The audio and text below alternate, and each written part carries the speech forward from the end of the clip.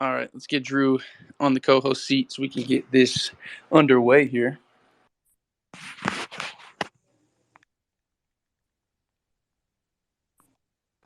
Here, Drew, let me put you on the co-host seat, actually. Oh, there we go. Cool. Perfect. What up, what up? Yo, finally home, man. Traffic situation was hectic. Bro, yeah, I had to call my therapist halfway through it. My God. Insane. Insane. I was like, I'm dipping out early. I'll have plenty of time. Left at like 6:50. Got back at 8:30 on a normal 20-minute commute. Right? Womp, womp, womp, Womp, dude. Shit. womp, womp. We chilling though. We're back. A little bowl pack, getting in front of the computer. We're in the seat. There we go. That's what I like to hear. Cool. Yeah, man. Thanks everybody for tuning in. We got Guapo Cushman just tapped in. We got Caleb. We got Connor, Art, Guru, Flanders, Smokey, and Surreal, the one true pair. We got Nerfed. We got Port Charlie. What's up? Go NFTs. But yeah, that's a decent amount of people. We can start talking if you're ready, Drew. Yeah, let's go ahead. And I mean, if anybody hops in late, we can go over, recap whatever we talked about as well. So let's get it popping. Cool. Sweet. Well, word. As I said before, some of you guys who've been in the room for longer than the past couple minutes, we're going to have a rock, paper, scissors competition for a Just Water FMV collab mystery box. I don't know if anybody's familiar with Just Water. Pretty sure that's Jaden Smith's brand. They have. I am just the icon living. Yes, sir. There you go. See, Willow's very hip. But yeah, so we got that. In the mix. Just Water is a super cool company. All their their bottles. It's like they're not really bottles. They're like kind of like boxes essentially, and they're made of recycled materials, and the plastic's all recycled. So it's a super sustainable, quote unquote, single use water company. Which obviously, with convenience being a major driver, for business in America and the world. Single-use plastic is and single-use water bottles are a major issue. So we're gonna see what's up with Just Water and get a little kind of thing going there. But yeah, we have a little gift box that we're gonna give away. I don't want to tease too much on the Just Water deal, but we love Just Water and it's a super cool company. I know Drew probably got a little to say about that. Oh yeah, man. I mean, pretty much just what you covered. They're a dope ass company. Those single use biodegradable containers are fire. I mean, I peeped them years ago, right when they launched, and tastes like good water to me, and it helps the environment. So let's go. And yeah, there's a couple other things we might be working with on that front, but for now, a little mystery box. Right, for sure. Yeah. Same thing for me. I found Just Water kind of right. I've always been a water drinker since I quit drinking soda. It's like sounding like I quit smoking cigarettes. Same difference. Since I quit drinking soda habitually, I Probably can always.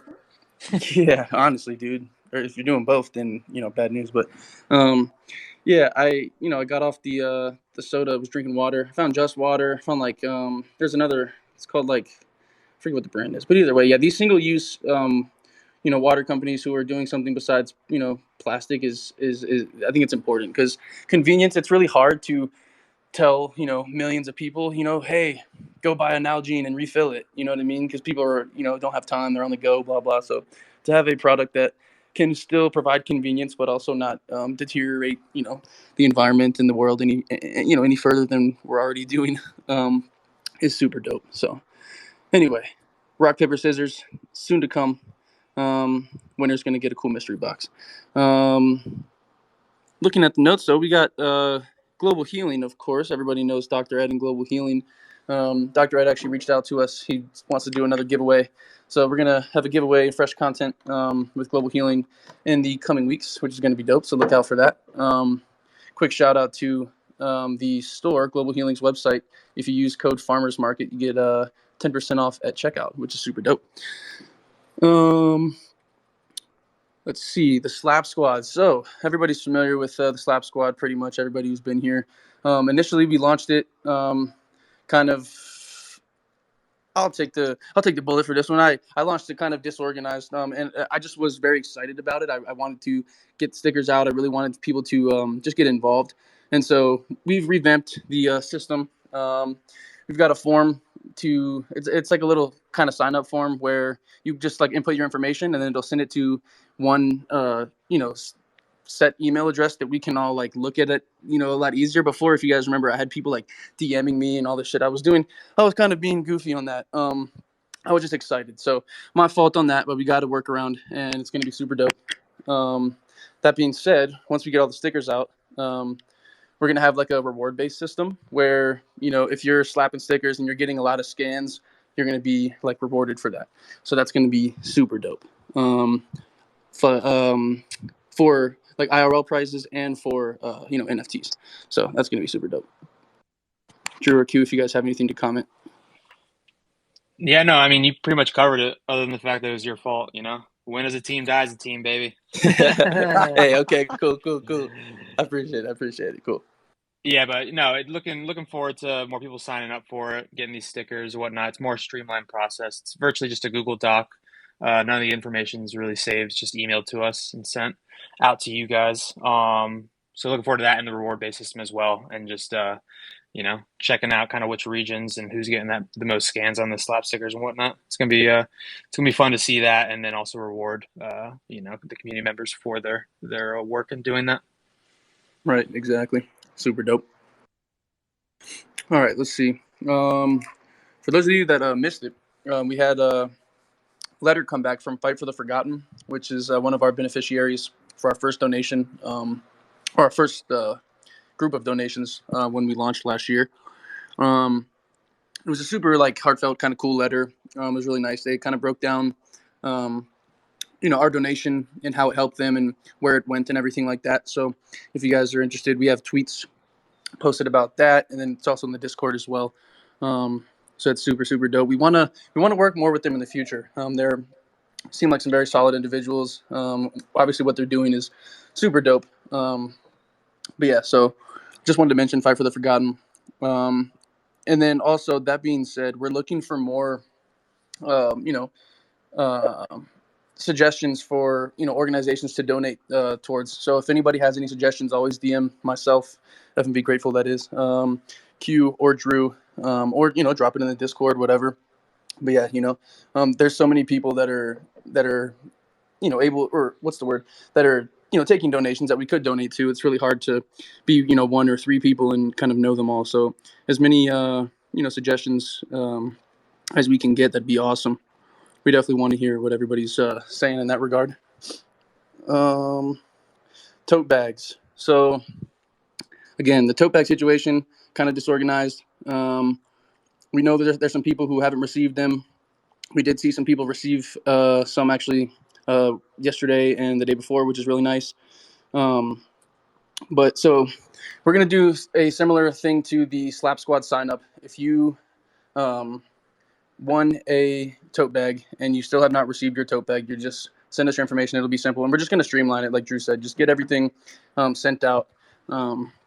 Just because we had been kind of, there was a lot of information that was scattered and disorganized, and that was part of why we were having a hard time getting everything sent out. So, and also Drew's gonna send some totes my way as well, because I'm out here in Colorado. Obviously, the devs are in Florida, so they're gonna send some totes my way so that I can also help with that process as well. So that's gonna be super dope. Yeah, for sure. Just like right. Cleaner. Mm-hmm. Exactly. Let's see. So partnerships. We can talk about these real quick. Just as far as discounts, and just so people know. Obviously, the people who are here, who've been here, kind of know where we're at and what we're doing as far as partnerships go. But we got Wild and Farm in McHenry, Maryland. Big shout out to Willow. Super close to Willow. We got 25% off of their lard lather, which is it's a quote unquote cosmetic product, but it's more of a wellness product realistically. Super good for your skin. Very hydrating, moisturizing. It's made with lard, which is super kind of interesting. Some people, if farmers, people who are into animal farming, or if you're kind of in the South, that the lard has a lot of good applications. If you're not in those areas, you kind of are like, whoa. But it's super dope. Definitely use the code FMV to get 25% off at checkout, which will be super helpful. That's more than the 10% in global healing, which maybe we can talk to Dr. Ed, pull some strings on that. But the 10% off, like I said, is Farmers Market. That's on Global Healing's website, which is super dope. If you guys haven't Yeah, checked, I was gonna say, go ahead, Drew. no, I was just gonna say about Wildem Farm. Julie, who runs Wildem Farm, who's a friend, she crushes it over there. And when it's like lard lather, I like to call it like lard facial hydration. Maybe, something like that, make it more approachable. She probably won't listen to that. However, it's a super cool product. She, with the regenerative agriculture that she does, she's all about using nose to hoof, the complete animal. And when she sends, these animals to the processing site, instead of just giving them the lard and what comes off, she receives it back and renders it down, and puts a lot of cool shit in there too: beeswax, lavender, different scents and whatnot. I mean, you get it and you don't even like, there's no signifier that it is lard. It's just a solid product. It's sustainable, regenerative. It's using the entire animal respectfully. It's a solid product. And as she expands her farm and business, they've been running for about 3 years now, and she's just starting to get like sales across the country, delivery that going. As she expands, she's going to be more comfortable with giving out 25% off or whatever it is off the entire site and farm, and what you can get from her. So we're really looking forward to that. And hopefully it'll come halfway through the new year. Yeah, exactly. Most definitely. I know the first round of Wild boxes. I mean, everybody was super stoked on those. So the more of those we can get, the better. That'd be legendary. But yeah, like I was saying, the Global Healing partnership. We got some new things coming with Dr. Ed, some giveaways and things coming up. But also, like I said, just check out the website. The Drew is super keen on the zinc and the quercetin combo, which are super dope, good for your immune system, which is kind of something everybody needs right now. But yeah, code is Farmers Market, and all these codes are posted, on Discord. So if anybody's wondering, if you just popped in, you didn't quite hear it or whatever. But yeah, we've got also three or four new partnerships that we're going to announce here soon. We're just getting everything finalized and kind of as per usual, as per kind of traditional with FMV, we don't like to announce anything without it being, super official. So, yeah, let's see. And then back to Wild and Farm, we're kind of bouncing back and forth, but back to Wild and Farm. We still have the weekend on the farm scheduled for May, which is like pristine springtime. It's going to be super nice. Willow will be there filming everything. I'll be there. Let's go, baby. Yeah, the whole FMV fam will be out there, and then we got there was a winner from the contest when we first launched, so they'll be out there with us, and then we actually potentially are kind of thinking about offering a way for more community members to join the weekend, so that we can all learn together and kind of get a hands-on experience, and really like see what it means to have a rotational grazed farm, and to see. You can talk about regenerative agriculture all day. You can talk about all these things, but to see them applied in real life with your eyes is something that's way, way, way more effective, in my opinion. I've always been more like of a visual learner, but yeah, to see things, directly is it's gonna be awesome, actually. Yeah, so look out for more details in that regard. Yo, May is gonna be like prime time too, like you said. Not to like interrupt, but it's pretty much gonna be like what Drew and Colin get to experience all winter long. Like 60, 65. Not too hot, not too cold. Perfect. You know what I'm saying? Yeah, it's gonna be dope. Right. It's also my birthday month, so I'll be feeling Let's vibey. go. Yeah, and like you were saying, grateful, just being able to, get some dirt on your nails, get your feet in some mud and like see how this regenerative agriculture works, firsthand, first person, helping her work on it, doing the dinners, but then also having Willow there behind a lens. That way we can kind of throw that on the YouTube channel with all the other content and start putting some information, um, and a fun video really of just us kind of fucking around, but also showing you how Julie runs this farm, and teaching about regenerative agriculture, and then hopefully making people a little jealous with the meal I cook on the farm outdoors. Oh yeah, round two. But like you said, I'm talking with Julie. We're trying to figure it out and potentially have a way for a couple more community members to join the weekend through some sort of giveaway, or I don't know. We'll figure it out, but we're trying to get a couple more people there because, you know, 3, 4, 5 is better than one. Most definitely, most definitely. Drew, if you want to speak on the merch situation, I'll let you do that since you are a little bit more tapped in with the details. Yeah, absolutely. So first off, merch has been shipped for anybody who has so graciously purchased some of the V1 merch capsule. Leading up to it, we met a solid partner with Prime Society, and we worked quickly and got this merch designed and sent to the factories to start, making, processing, and with the request of organic cotton and hemp being the fabric of the merch, it did take a little more strings to pull to find that and do it in a timely order.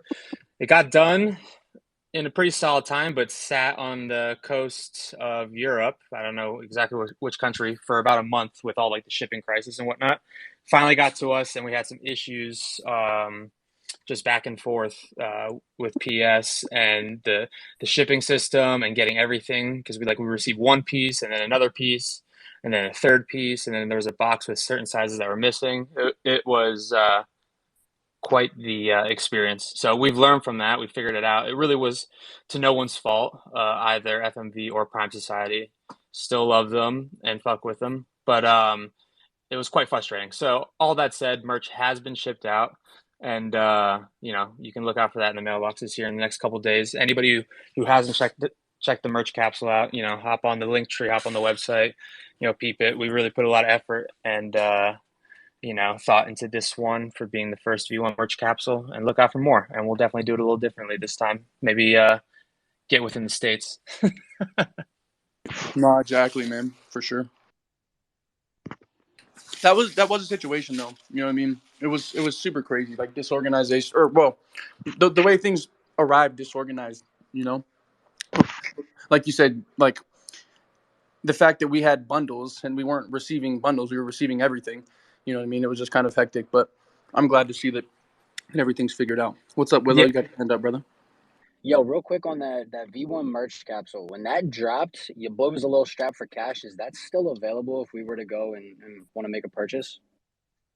100%. Hey, bet. Most definitely, bro.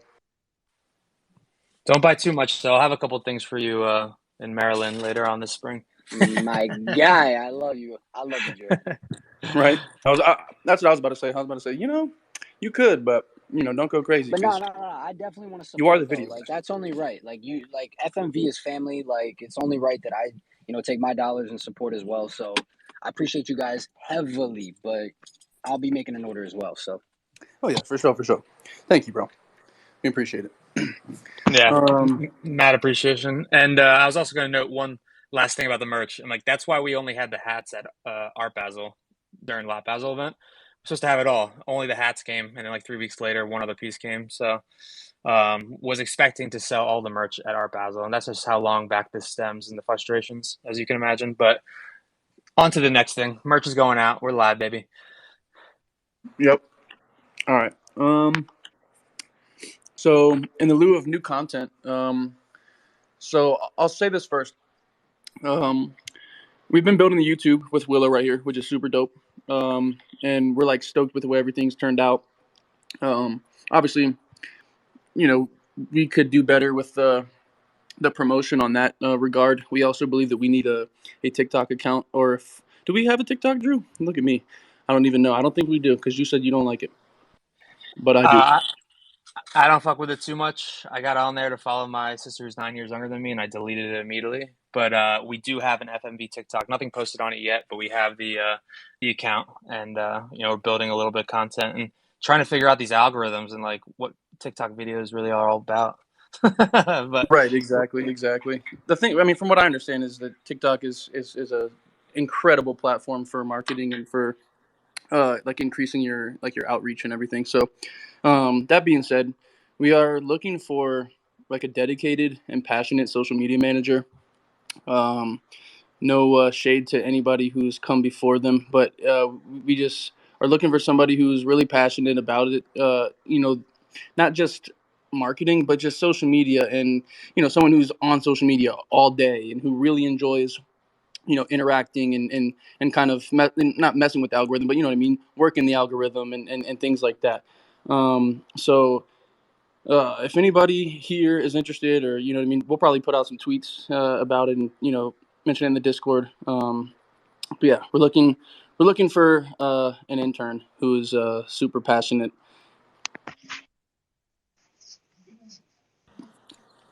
Yeah, man. Absolutely. So, you or anybody you know, like Grateful was saying, we're going to put out an official post about it.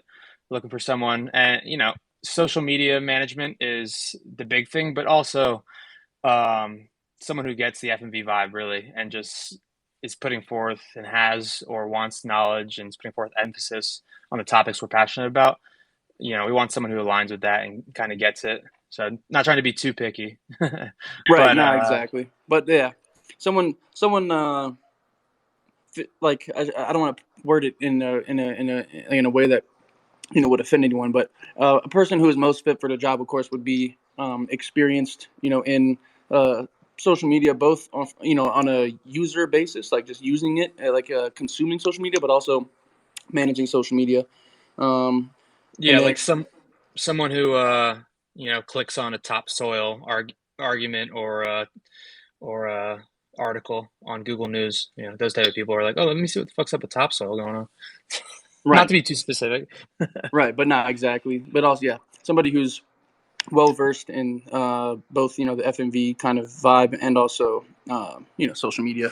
Um, yeah, won't say too much about it just because obviously that's there's not much to say, but we are looking for somebody. We want somebody to help us because it's going to be.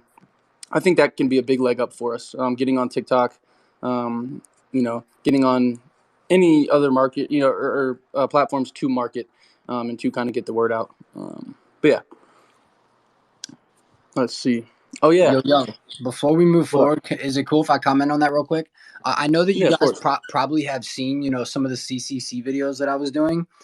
As we move forward into spring, and like even tonight, I'm super stoked because we got a ton of announcements that I can go back and, now record a video either tomorrow or the next day to go ahead and throw up like on my YouTube channel and just push out and things like that. I plan on doing all of that with the FMV as well. I mean, from my personal YouTube as well. If you guys want to talk about ways that we can streamline that content as well, like on other channels where it's not Willow Kid specific, but we can do more FMV specific video content, to fill gaps in between events and different things like that. Like I'm 100% game. So Definitely, that sounds awesome, bro. And I appreciate you mentioning that because it is something, right? Because this space like never stops. It's just everything's continuous, and the IRL meetups are a thing, and they're a big part of everything. But like you said, to have things going on in between that, especially from video perspective, um, obviously, maybe I'm biased, but I'm very like I enjoy your presence on video. You have a good talking voice. You have a good thank everything. Most definitely, of course, bro. Have you heard him rap? Even better Oh, of rapping course, voice. yeah. you. Oh, for sure, Hey, Mm. bro. Drew, I love you, bro. Bro got bars for sure. Hey, I appreciate you guys, but like for real, I do want to step that side of the content up for the farmers MarketVerse and just be able to, put little bits of content out to almost. We spend an hour here together, every other Wednesday night, but not everybody can always pull up. So if I can make a little 5-10 minute video, just smaller subsections of content to like highlight some of these things, talking about the Slap Squad or talking about Wildem Farms and the trip that we're gonna make in May, and just everything that's going on. And dude, trust me, when springtime comes and these farmers markets around here start opening up, I'm gonna want to be getting out and vlogging and even setting up at these farmers markets just with my FMV shirt and just explaining to people about the NFT space and things like that. So, and I mean, I think that anybody who's in our community should want to go out and do that as well, and shoot, like videotape it, create some content, like just help get the word out on social, just any way that we possibly can. 100%. That's something that I'm definitely looking forward to is the farmers markets being, again, because I'm in Colorado, so it's snowy here too. Um, being able to get out and, like you're saying, just take it upon yourself, right? It's like if you really love something, just tell people about it. That's all you have to do. It's nothing even major, right? Going to the farmers market is something that honestly is a good habit, of course. Go there, get your wear your FMV shirt, go to the farmer's market. Somebody says, "Oh, hey, I like your shirt." Just tell them about FMV. You know what I mean? It's that easy, man, and it's super awesome. The the farmers market communities are always very close knit. People are always super nice. Um, I was literally about to say before you said that, Grateful. I'm like, some of the best conversations of people I've met have been in farmers markets. People walking through and purchasing, the purveyors I worked with, specifically on 14th Street Union Square in New York City, like that. Yeah, like interacting, gaining some knowledge, talking about whatever it may be, produce, the FMV, like whatever, just getting out there. It's definitely a solid time. You meet some cool people, you learn a shit ton, and at least myself, you score some free produce when you get to know some yeah, there people. you go, 100%. Tapped And in with the mango also, plug. yeah, and also, shouts out to you, Will. I appreciate you, and the support you have, and like, just the initiative and the fire under your ass as well. So we're definitely cooking some things up when springtime comes too. It's gonna be fucking wild. But prior to that, these recap videos are solid, and even like taking those recap videos and clipping them up a little bit, throwing them on a 15-second TikTok, throwing the link in there, like that's how it's done. So I'm looking forward to what you post and like what we cook up together. So let's get it. Thanks, Doug. Definitely down to explore TikTok too. I like that you said that, so I'll keep that in mind for sure. Let's get it. I'm stoked on TikTok, really. Just because I've used it a little bit. I've only just really used it from a consumer standpoint, though. So, and I've just heard such good things about, about the way it can be used for marketing. So, um, but yeah. So back to the notes and everything. Austin, Texas meetup. In case you forgot, that's going to be early April. We're super stoked on that. The specific dates are to be announced, but we're going to be in Austin, Texas, early April.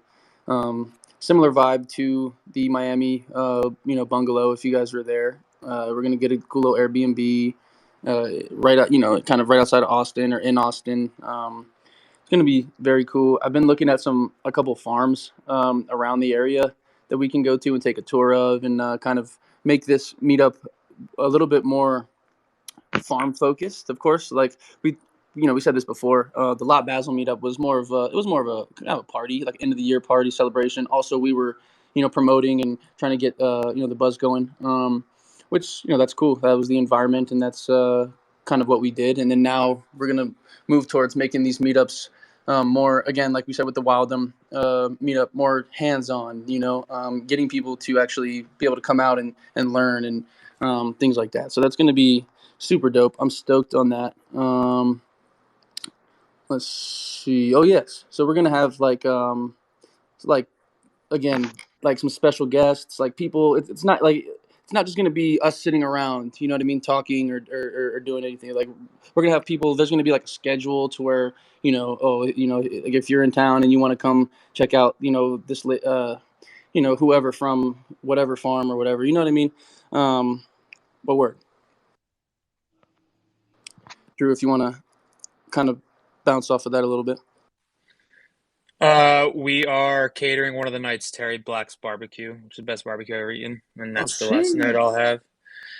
They got some vegan options, but we'll cover you too, Grateful. Don't worry. He said, "They guess." Oh no, but I'm in Austin. Austin definitely got plenty of vegan options, bro. That's the one thing. It's gonna be crazy. It's like just as good as Miami, honestly, as far as Oh as far yeah, as vegan it's options go. it's gonna be fire. But yeah, no, like Grateful was saying, being serious, it is gonna be a little more scheduled and whatnot. Not like if you're late, you get demerits and shit like that. But we're gonna have like an opening network introduction get together the first afternoon night. Next day will be talks from special guests in the farming, culinary, and health industries. Some that we've already partnered with, if you will, and some that we have some connections through the community and through friends in the Texas area and people that are interested to come share their knowledge and information.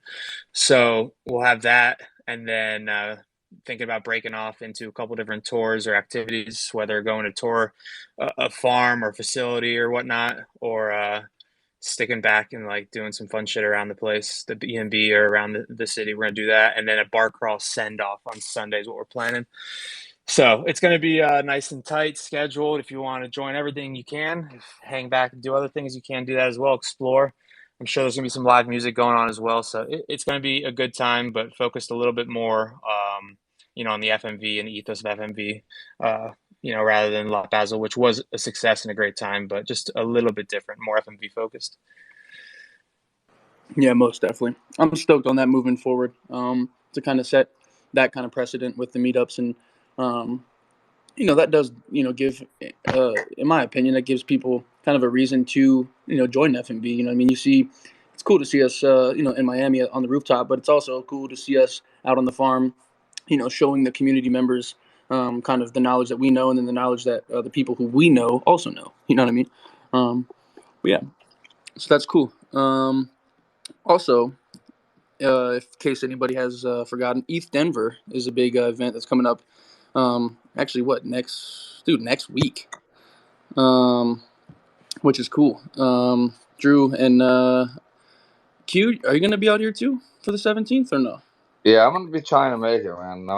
I'm heavy in the middle of right now trying to sell my house and move over to the other coast. But yeah, as of right now, I'm still planning on shooting out there.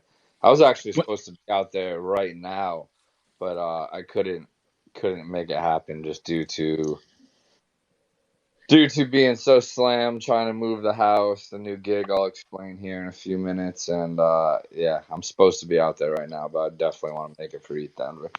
And when Q says the other coast, he means he's coming home, baby. He's coming home. I'll be like 20, 30 Yeah. minutes away, baby. Yep, I'll be back. I'll be back on the other side of Florida. So, just I think it's a good time to just to tap in, just to give everyone a heads up too. So, I have been, I'd say probably the past 3 or 4 weeks or so. I don't want to say I've taken a step back. I've just been a little bit more absent from the Discord, from the project, on the front lines. I have, what I'm hoping is transitioning going to be to my full time gig. Obviously, on top of FMV, I'm still all in on FMV, but I have been kind of offered a gig doing NFT consults. So upwards of 10, 12 consults a day, getting onboarding new people into the NFT space. Also helping a buddy kind of with who has a monster. I can only kind of tease it a little bit. It's not everything's 100% official, but I've been, who I'm working with kind of has a monster outreach, and a lot of eyes that are eventually going to get put onto our project within the next couple of months. So we're really tightening things up here, as you can tell, on spaces tonight, really trying to make sure that we're really tight moving forward. We're going to really listen to the community a lot more. And then within the next couple of months, my current gig right now is really going to be helping one of my buddies run his Discord, which it's not a Discord for a project.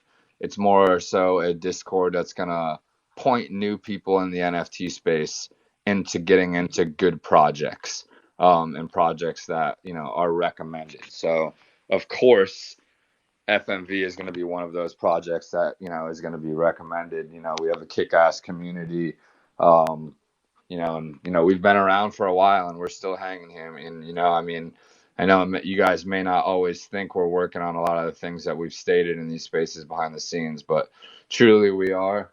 Especially myself, like I said, this past few weeks I've just been slammed kind of with the new gig. I still am with the cannabis company as well, but I've been working hard on this because this is kind of what's going to bring me back home to be with my family and whatnot. So yeah, I'm really hyped for that, and hyped for the potential of what it can do for the FMV moving forward. Just a lot of you guys do, I think, follow me on Instagram already, so you may have already seen some of the posts and some of the type of influencers, and the amount of followers that some of these cats have, that I'm working with.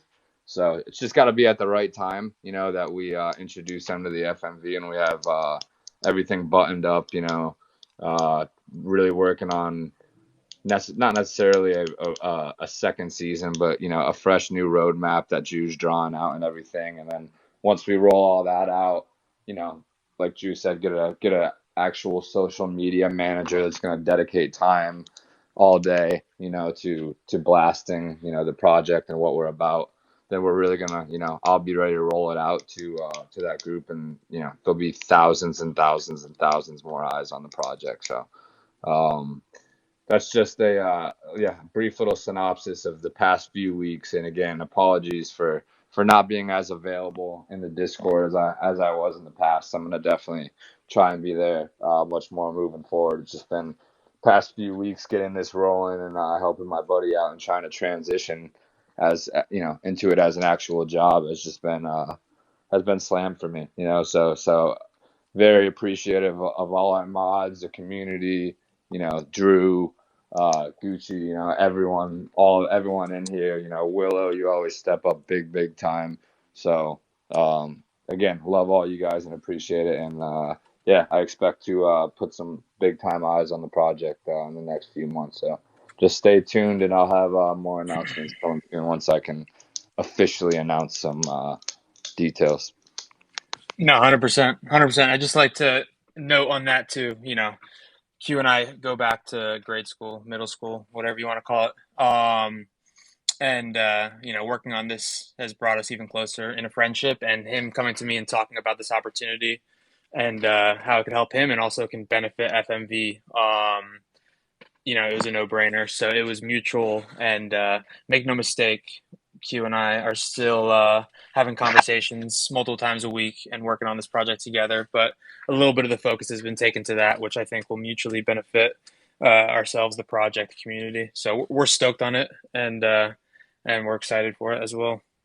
100%. And one of the best parts about it is, again, I know a lot of people, have gotten sick of hearing the organic, or organic, we need to, kind of pay for advertising or go outwards. Well, this is going to be pretty cool because, in my opinion, we're not going to really need to spend, to go out and spend a lot of money to get any big celebrities to advertise or anything, because we'll have the potential to have them really buy into the project and what we believe in, without having to go out and get someone and pay someone to do it, because they're going to be interested on their own. And again, the outreach that some of these people have is 100 200x of anything we've had combined to date. So just really hyped moving forward. And like I said, all of you that have stuck with us and believe in us to date, like I said, I truly believe it's gonna all pay off at the end. And yeah, hype for the next few months. Again, I'm thinking probably 6 to 8 weeks. I'll have maybe a bit bigger of an announcement. I can kind of really start blasting this community to a much bigger community that's looking to get into new projects. So, that's always been our goal, is to get our ownership up. And once we get our ownership up, we know our floor will slowly start to creep up, and then we'll start to, have a lot of people see, like what we really bring. Like everyone's gone over, and Gucci and Drew went over in the space. The few partnerships we have already, the utility that it brings holding the FMV, and we're going to continue building onto those partnerships this year, and hopefully get some. Not that those partnerships, I don't want to say that they're smaller to degrade them, because we love those partnerships, but we're definitely shooting for some big ones this year. So, hype. Most definitely. Absolutely, absolutely. Yeah, yeah, we can get bigger partnerships for sure, and we got them cooking right now. Being the first of our kind in the NFT space, we have some intrigue, so we're doing it. I'm stoked for what we're cooking up on your side as well, Q. Yep. I think it's gonna be solid. So grateful I'll let you take it. Yeah, most definitely. So we covered ETH Denver, which I'm super stoked on, actually. Well, I guess we kind of started talking about it, and then Q kind of dropped the little bit of info. But yeah, so ETH Denver is a it's kind of like or it is a convention. It's like a crypto convention, all based around Ethereum and Ethereum NFTs. Um, and yeah, we're gonna be out there. We don't have a booth, but we're gonna be out there on foot. Wearing our FMV merch, talking to people about FMV and just in general.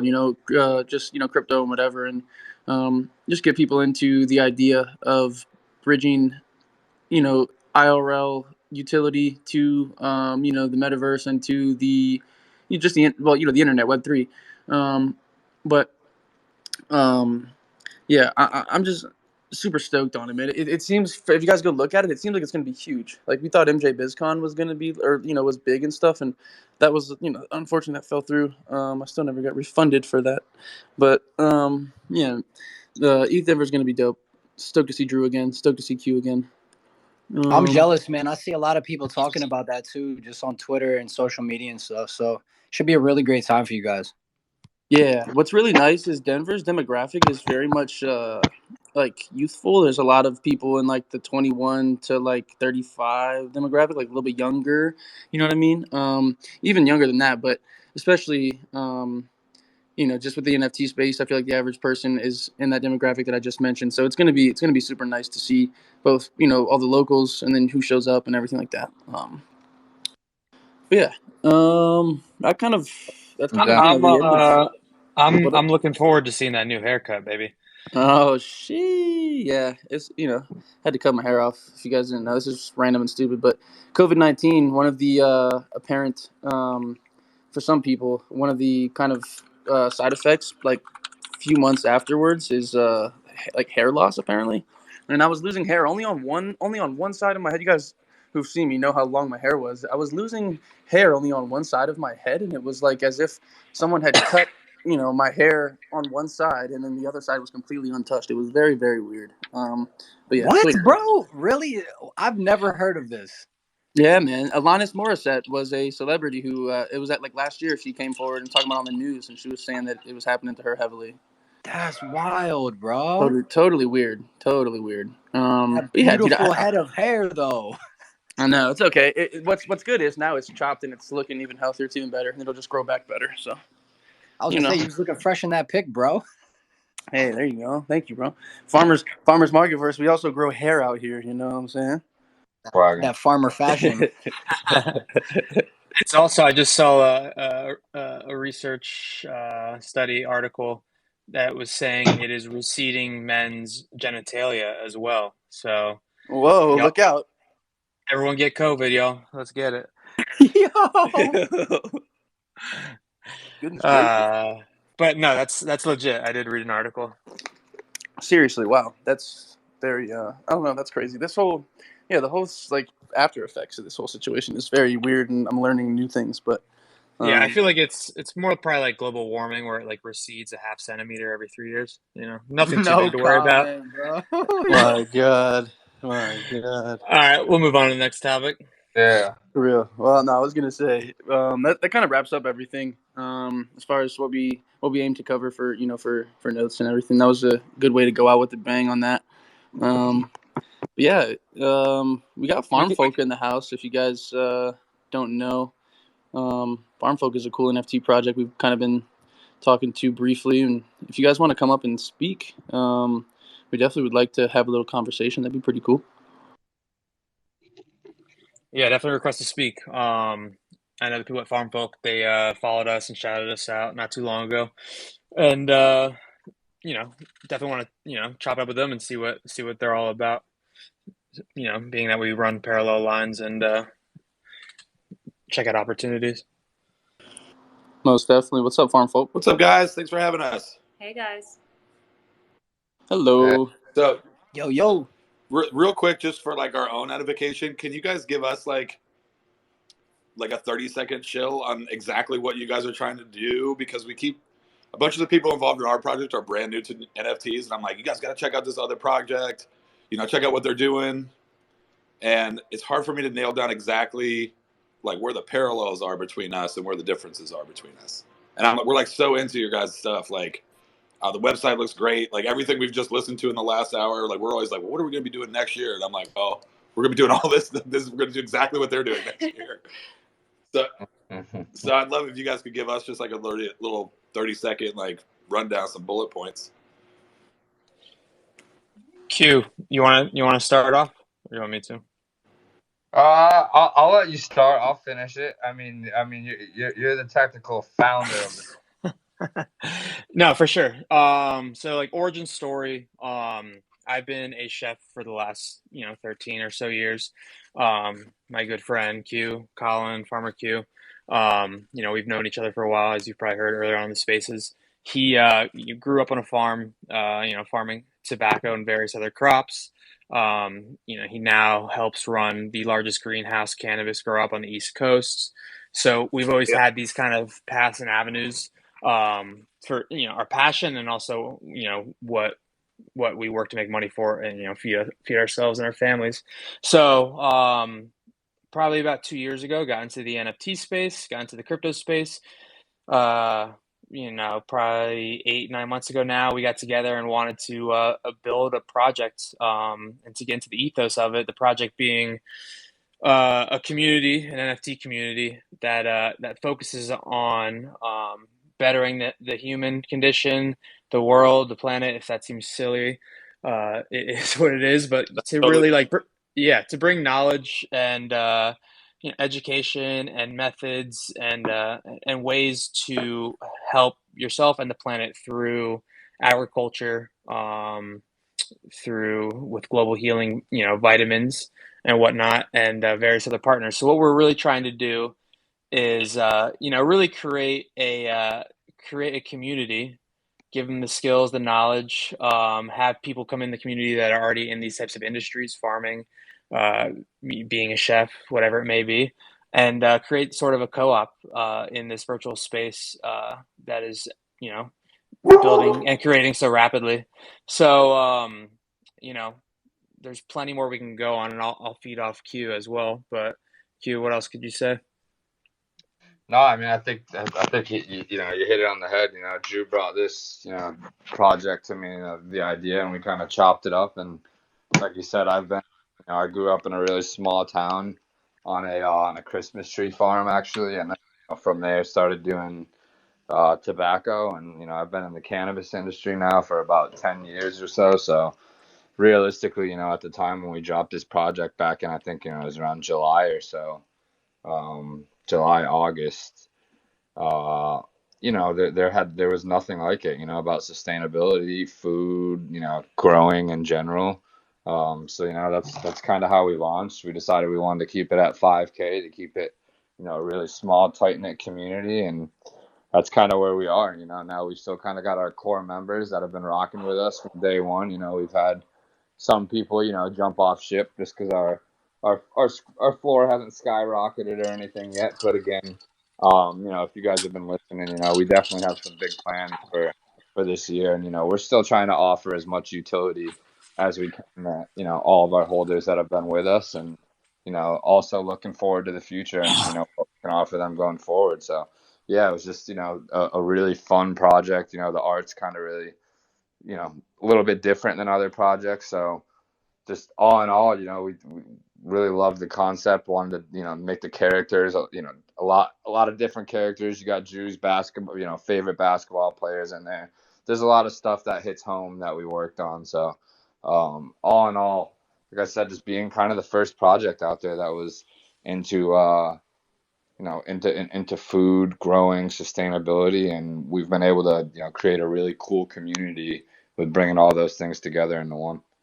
Yeah, and to hop off, or to piggyback rather on what you were saying about the artwork and the characters, and a little bit more of that is, how this came to be in my head.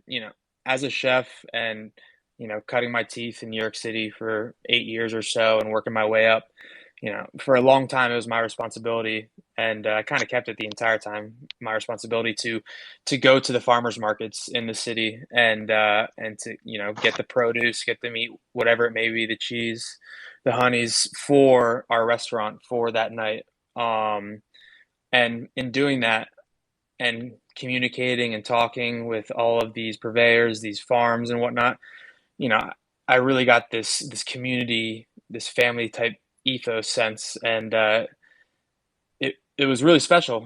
Especially looking back, maybe not at the time, just working so quick, working 80-hour weeks as a line cook and whatnot for a while, but it really spoke to me and made me want to focus more on small farms, small purveyors. Where I was at 14th Street Union Square Market, it was small farms through the tri-state area coming in every weekend, even during the week, to bring their produce and sell and market themselves. So that's kind of how the inception came of FMV, is to create that farmers market type community vibe, and expand a little further out from that. But in doing that, focus on small farms, small businesses that would be within a farmer's market. And you see the individuals that we have as patrons of the FMV. I mean, you could find virtually any type of character to represent exactly who you are.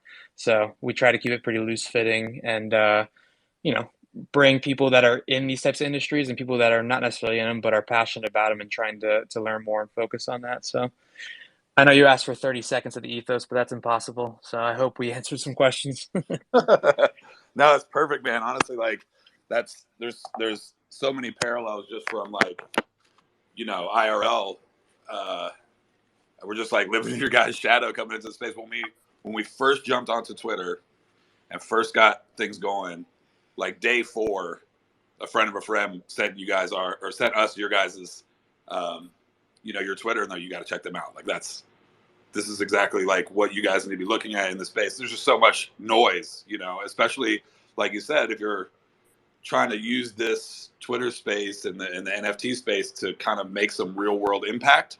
Like you said, so many of the projects that are out there just getting inundated with like PFPs, and there's the utility is like, well, what, I'm old.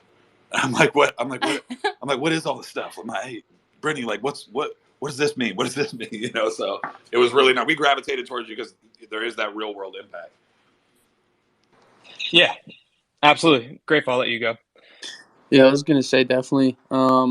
That's something that we've always kind of been from the beginning. Is a utility project. It's we found very quickly that the average person in the NFT space is kind of more into like PFP art and this whole buy a hype project at mint and then catch a really nice swing and all that, and that was something that we had a hard time kind of dealing with. But at the same time, the people who really wanted to be here and who do share the same kind of beliefs, as far as being into regenerative agriculture as opposed to like monocropping and like things like that, even just supporting your local farmers and sourcing your food and everything that you're into, from local, farms and sources. Those people kind of stood out in like Q said, they've been here since the beginning, and they obviously we believe they'll be here forever, which is super dope. But yeah, it's very niche, when you tell the average person in a space where a bunch of money's being made, hey man, you should really focus on where you're, getting your produce from. Hey man, you should support your farmers. Most people are like, shut up, they don't really care. Oh yeah, I don't really care though. I'll be talking about that to anybody that'll like even look at me. I'm like, hey, I yelled at a brewery in town today because they're not unionized, and I was like, well, I guess we'll get PBR for the Super Bowl then. Right, not Anytime exactly. you can bring up like, hey man, we're running out of topsoil. Like, you should really think about take this tomato plant home with you. We'll see what happens. But Right, exactly, and that's something we've been doing too. Even because what you said, a lot of our members, a lot of our patrons are people who it's like this was their first like NFT. This is their first kind of experience in the whole NFT space. So we have been giving away little kind of things like, for instance, I don't know if Guru's still in here. I don't think he is, but he's one of our longtime community members. He's out in where somewhere in California. San He's Francisco. he's North Cal, somewhere around San Fran, Sacramento. I think a little Right, more inland. I should right. know. I sent him the package. I got your address, Guru. Right. But yeah, he's more of like an urban guy, and but obviously he's still passionate about the FMV ethos, and so he won a little kind of it's like a hydro. Have you seen these little new systems? They're like these at-home hydro systems where you can grow like different types of lettuce and tomatoes, like you were saying, and um, They're called I have seen those. I actually saw the contest you guys were talking about. I was like, man, that's a dope idea. And it has nothing to do with the fact that we just bought one for a later giveaway for our thing. So we oh didn't yeah, get for that idea sure. from y'all at all. Like, we had totally thought, I actually thought of that like 6 weeks ago. That was like the first thing I thought of. I was like, Brittany, what if we do this? Then we saw you guys did it. And we were like, oh, for sure. Like, these are the homies. No, yeah, Yeah, you were trying to launch Farm Folk like a year ago for sure. Yeah, like 2, 3, like 2012. So yeah, right. We're like 3 weeks old and no idea what we're doing. Yeah, but nah, man, for sure. but that's also part of it too, is education. Because like you said, a lot of people are new. So, bringing people, that's why we have partners like, Dr. Ed and the people who we partner with, because they do bring education to the table with these conversations here. And then just, with everything. But yeah, we appreciate you guys, man, finally coming up to speak. I feel like it's been a few weeks since we've been trying to actually get a hold of you guys. The Yeah, only and the only space we've been comfortable doing is the graveyard shift, because my brother is the one of the hosts of it or whatever. He's the one who talked us into kind of jumping into this space in the first place, and it's later at night, so we're already like half of the bag on Saturday night. Right. But we're like, we gotta get out there a little bit more. So yeah, we're thank you guys for having us. Yeah, definitely, man. Spaces is important. It's a very big platform for. It's like, seems like NFTs are exclusively on Twitter, kind of, not maybe not exclusively, but operating heavily on Twitter, and then Spaces is like a massive platform. bro, when we started Talks from the FMV back in September, I feel like it was like 4 or 5 spaces. CCC was holding it down, a couple other projects. Now it's like there's spaces for anything you could think of. So like filtering through those and like trying to find one, uh, it could be a little tough. It's a little saturated, but that's good. Uh, Multiple people, multiple different industries or passions are getting on, so it's a positive. But it's also the landscape is ever changing. But to go back on what you were saying a little bit before, Grateful, about, I wouldn't call it a struggle, but some of the things we have to deal with in the FMV, the type of project we have, like in Grateful, talking about how a lot of people in this space are looking for a quick bag grab, a quick flip, looking at it as like day trading or quick investments. Going into it from getting into crypto NFTs, racing Zed's horses or Top Shots and that, and like 8 months later, like launching my own project. I knew going into it there's going to be learning curves with every project there is, with how new this space is, but I also knew that we had to play the longevity utility game and just be able to preach our intentions and what we see in this space, and what I saw in this space initially, which was a quote unquote Web3, a new way of getting online, and using it how you want to. You could use it for various things, but taking advantage and introducing people to what we want to kind of put forward with the FMB vibe. So I knew it was going to be a tough sell uphill battle. Ended up selling out and whatnot, but continuing to build and create confidence with utility within the project, these in real life events, these partnerships and whatnot, while we sort things out, move with the quick times, and acclimate ourselves, and get things really popping off. So, I mean, you can take it with a grain of salt, but it is, it seems like you guys are passionate about farm folk and are in this type of industry, and want some cool stuff. So, take it with a grain of salt, but it is a fun but uphill battle. Do you feel like the landscape is changing more rapidly now, like a year and a half into it, than like when when you guys were in our place, a couple weeks, like just getting started, where you're like, oh man, like you said, you're like, this is going to be a long play for us. Do you feel like the landscape is changing now with like so much more attention on the space and things are moving faster, or what? Um, I do. I feel yeah, big Yeah, I time. was gonna say definitely. I mean, yeah, yeah, there's people dropping. You got sometimes 50 to 100 projects a day. So that's the thing now, is a lot of people's interest. They lose interest in things quick because they're just ready to hop on to the next thing to yeah. try and make money or whatnot. I think there was, when we launched, there was like 10 to 15 projects a day being launched. Yeah, now it's like, 50 to 100. At least, yeah. So it's just, I mean, if you're passionate about what you're doing, you know what you're doing, you're devoted to it, you're willing to stay up, till 3 a.m., 4 a.m., some nights, and just be on spaces, market it, talk to people, get the name out there, get your voice out there, uh, and, and genuinely sell what you're putting out there. It's doable. I think the landscape has changed in where you got to go so much harder in marketing, and we went very hard. So I can only imagine what that means. But like, it's just it's getting a little saturated, and there's a lot of Fugazi type projects out there. So filtering through those and filtering through the people who just want a quick flip, and who are passionate. You'll get both of them, and you'll have to handle the ones that wanted to quick flip and didn't get it right away. But yeah, it's definitely changed. It's definitely changed a lot. It's not oversaturated, but it's been saturated quite a bit since we launched, which we launched August 31st. So it's been a little while. Sure.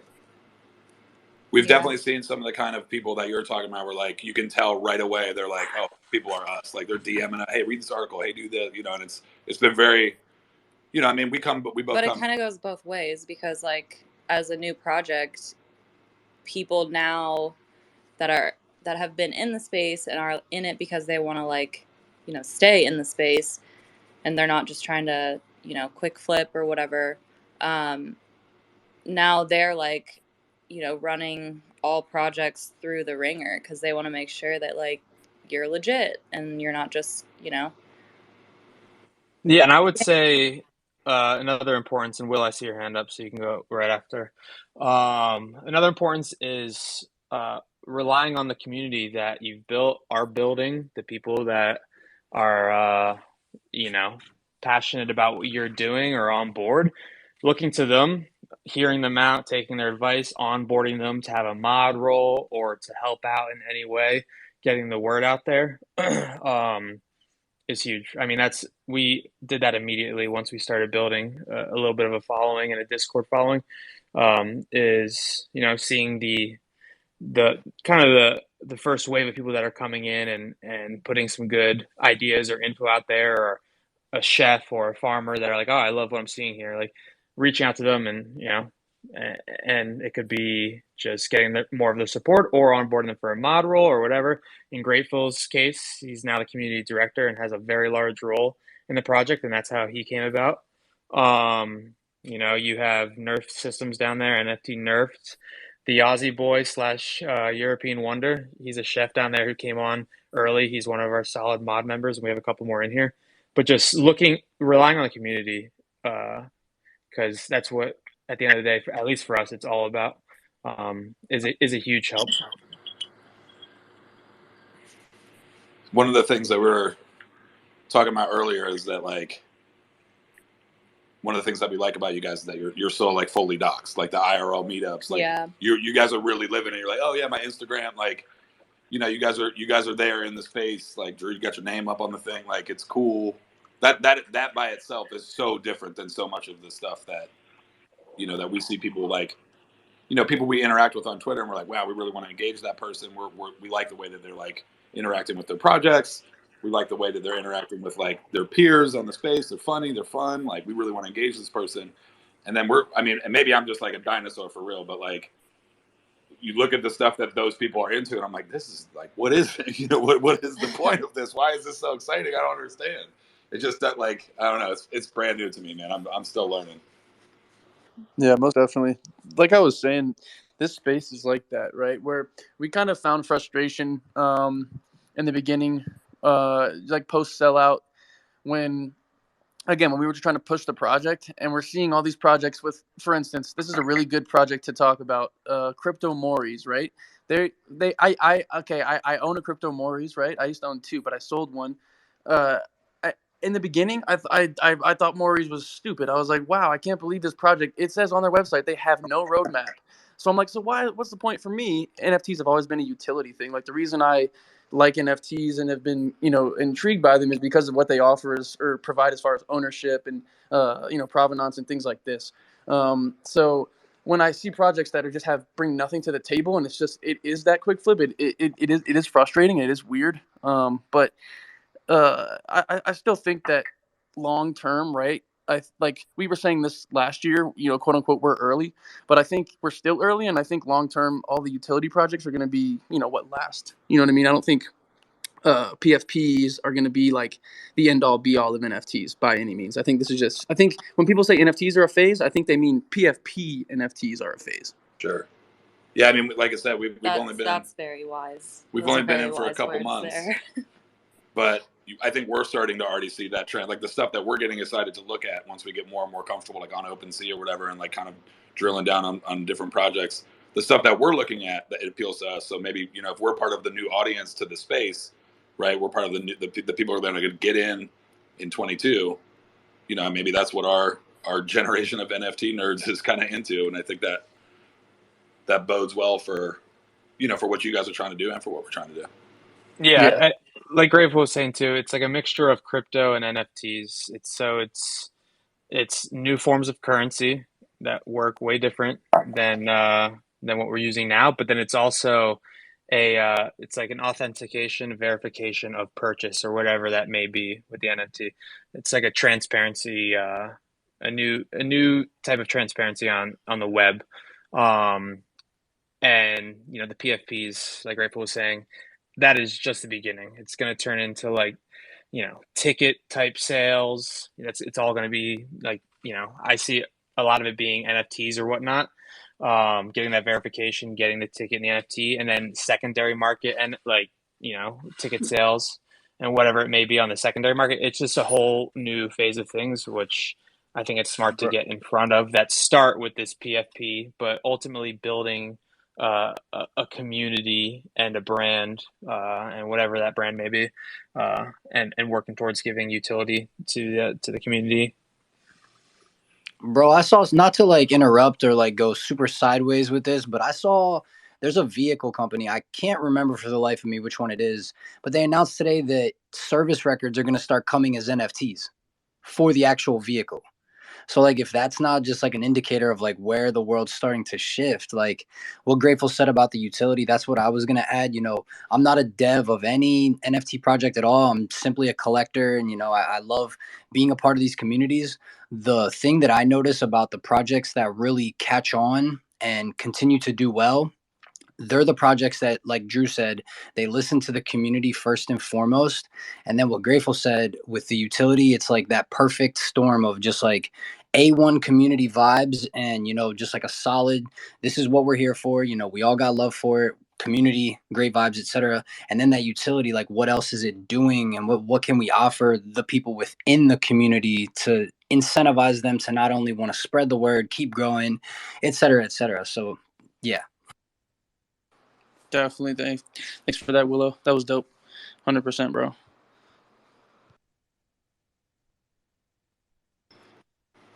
We've got a question for Drew.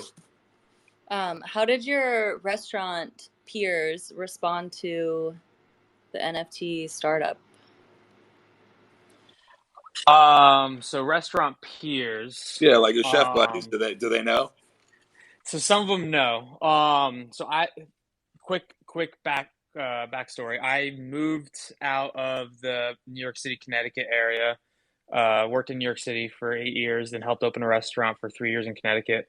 Moved back home to South Florida without a job. I just wanted to get back.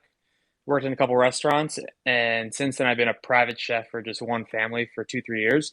So not too many peers that I work with now, but the people that I worked with in the past and built relationships with, I've told them about FMV and what I'm doing, what the team is doing, what the community is doing. I would say 75% are on board and have either invested or just gotten into NFTs, have been interested. Yeah, because people in the kitchen, a bunch of degenerates. So Yeah. Yeah. We're like, where can I put some money? Yeah, I'll do that. No, but in all seriousness, they've been pretty much fully supportive, and then the others are just not necessarily not supportive, but just skeptical of crypto NFTs. And then it's also a big struggle with a lot of people who don't have much knowledge is just the onboarding of it. Getting the Coinbase or the Kraken or whatever it may be, that exchange account, and then getting the MetaMask and then linking those two. And then, yeah, they're like, we don't have time for this. We work 80 hours a week. What are you talking about, Drew? Yeah. I'm like, I promise it takes 10 minutes. It took me a week. Yeah. That's fair. But yeah, it was like a 7-day verification period. That's probably why. But right. Yeah, I think that's the hardest part of it. And even if you explain that to some people, they might be out. So, you Right. get what you can, and you leave the rest. But yeah. So yeah, short answer, 75%. Yeah, I asked that because it's such a huge parallel between us, both of us have spent, I mean, our entire careers in the restaurant industry. So we have a lot of, and yeah, when you were like peers, not so much, but like relationships that I've maintained, I'm like, oh yeah, I guess like I haven't done that for like 3 years at this point. So I guess they are just the relationships that I've maintained. But yeah, I was just interested to see how they responded, just because we had, when our initial idea was to set up a CSA on our land and you know, just try to feed our community, mostly those relationships that we built in the restaurant. A lot of our restaurant buddies like were very supportive and like very present during the CSA setup, and you know, just kind of bouncing ideas off of them. But that's something that translates well for the first 2 years we were at this. And when we start talking to her, like, okay, when do we sign up? Let's get some carrots. Like, we're like, just kidding, guys. We're going a different route. We're not Have doing you ever heard of NFTs? Yeah, no, totally. And that's one thing, you know, I'm super passionate about, and what we're also trying to create as are you guys, is the CSA type aspect. I mean, at the restaurant that I helped open up and run for 3 years, Elm in New Canaan, Connecticut, which is still thriving. But for the last 2 years I was there, we did a CSA drive at the restaurant, which was so cool seeing and having the farms come and create these baskets, and then having people from around the town or coming through different towns picking up their basket and bringing it home. It was super cool to see, and then also like the free produce as well for people who didn't show up that I got. But creating that type of setup and system, you know, through NFTs and having the community benefit off of, you know, this Web3 NFT crypto space, but then also supplying that in real life utility. So yeah, so super cool. The kind of genesis of this for us was we were working on a restaurant project like 2018 into like fall of 2019, and then we're getting ready to open and started hearing about the pandemic or whatever, and we're like, what's going on here? And then, you know, and obviously shit the bed, but that was going to be a plant-based menu, and we were looking for, you know, to tap some of our existing farm relationships in our market, and, you know, hit them with that Alice Waters, like, why don't you guys just, you know, why are you bagging salad mix all week? Why don't you let us put you on payroll for 3 times what you're making, and let us, you know, just give us the vegetables. We'll still save, you know, a ton of money. And then you just tell us what to put on the menu. You grow whatever you want and tell us to put on the menu. We talked to a lot of farmers, and they were like, this is awesome. I would love to be a part of this.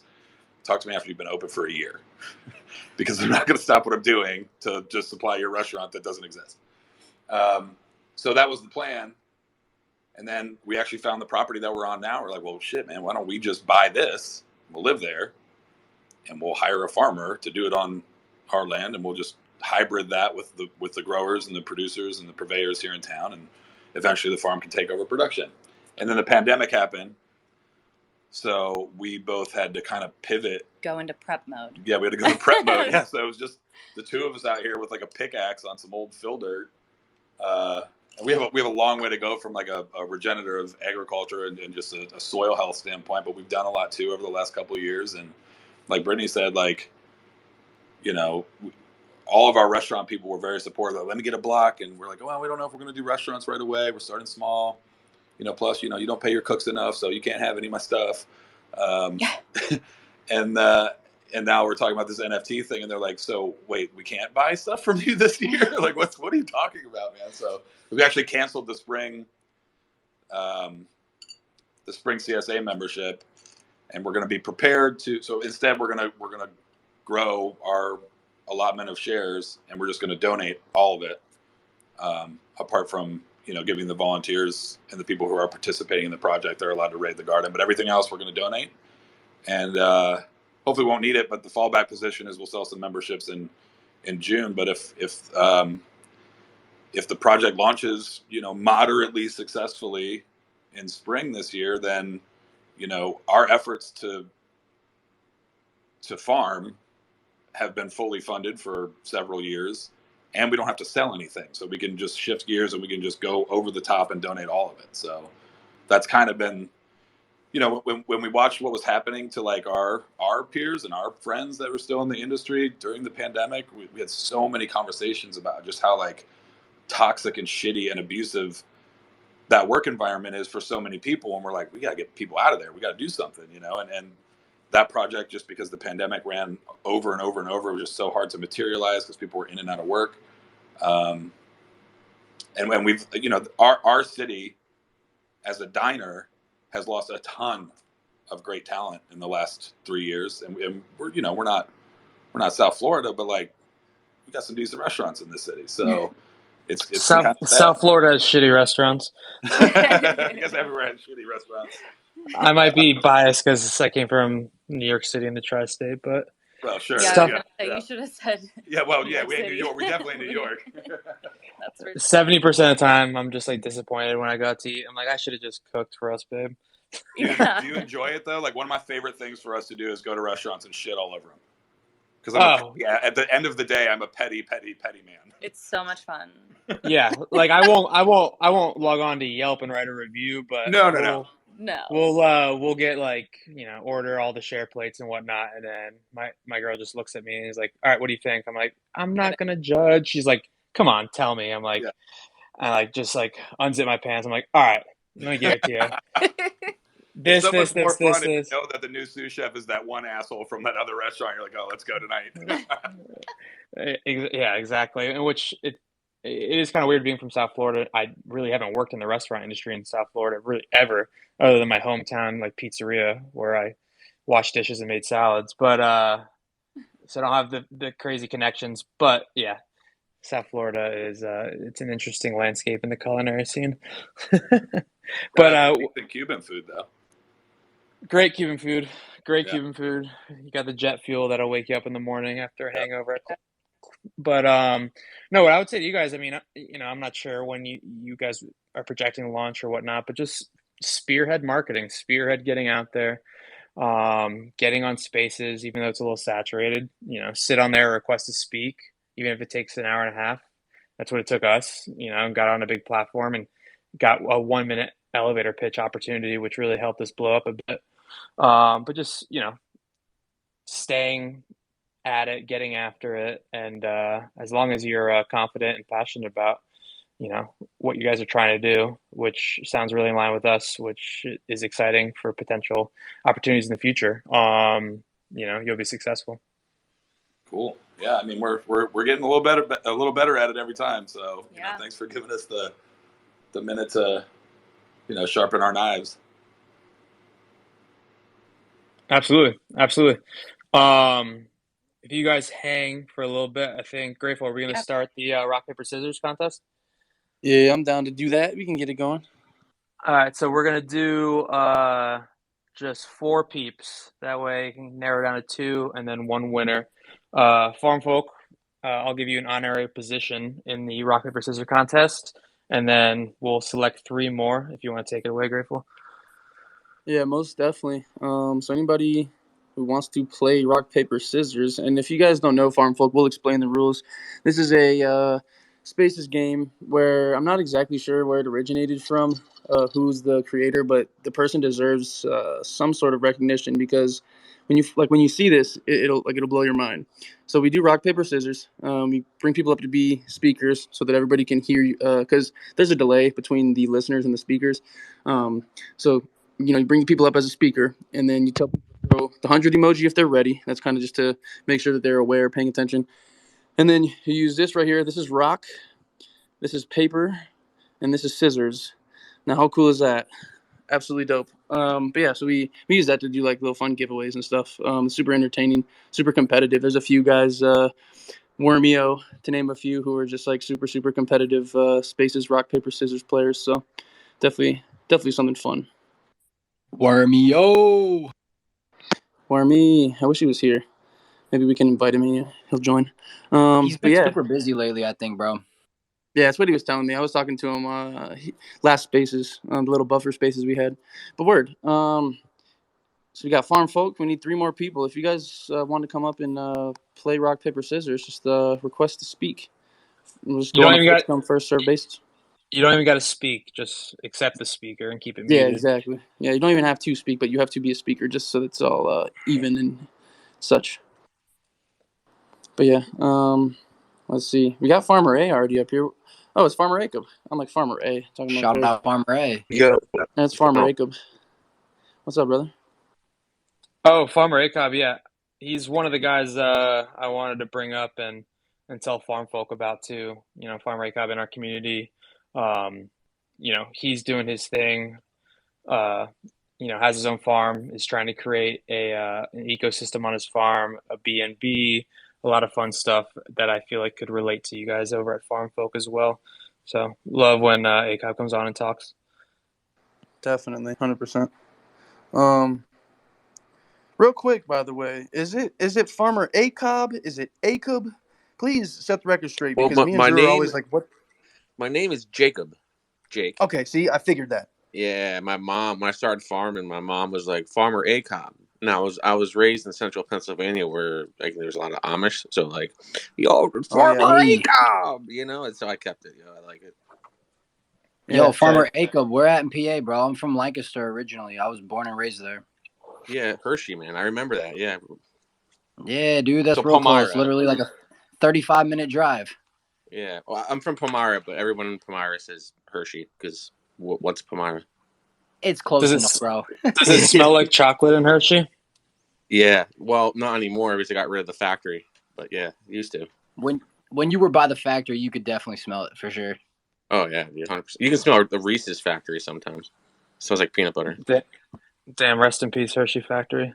Well, let's get this rock paper scissors going, and then Acob, if you want to hang back, love to continue to chop it up, and if Farm Folk wants to talk a little more too, for sure. Most definitely.